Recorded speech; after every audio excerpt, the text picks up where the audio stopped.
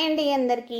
ఊరించే ఉసిరికాయ పచ్చడి సంవత్సరం పాటు నిలువ ఉండేలాగా ఎలా పెట్టుకోవాలో చూసేద్దామా. చాలా సింపుల్గా పెట్టేశాను, చూసేయండి.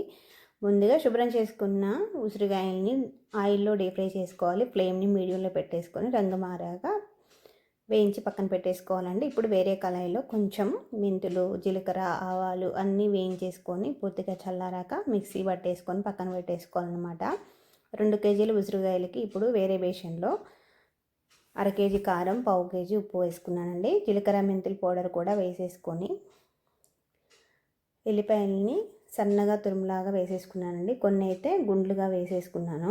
మన పులుపుకు తగ్గట్టుగా నిమ్మకాయ రసాన్ని కూడా వేసేసుకోవాలన్నమాట. ముందుగా వేయించి పెట్టుకున్న ఉసిరికాయలు కూడా వేసేసుకొని మనం వేయించుకున్న ఆయిల్ ఉంది కదా, ఆయిల్ కూడా వేసేసుకొని ఒకసారి అంతా కలిపేసుకోవాలండి. పచ్చడి అంతా అన్నీ కలిసే విధంగా కలిపేసుకోవాలన్నమాట. స్లోగా వేయించుకున్నాం కదా, ఉసిరికాయలు చిత్తరవుతాయండి. అలా కాకుండా స్లోగా అలా కలుపుకుంటూ ఉండాలన్నమాట. ఒకవేళ ఆయిల్ సరిపోకపోతే కొంచెం వేసుకోవచ్చు. అంతేనండి, చాలా ఈజీగా టేస్టీగా ఉండే నోరూరించే ఉసిరికాయ పచ్చడి రెడీ అయిపోయింది.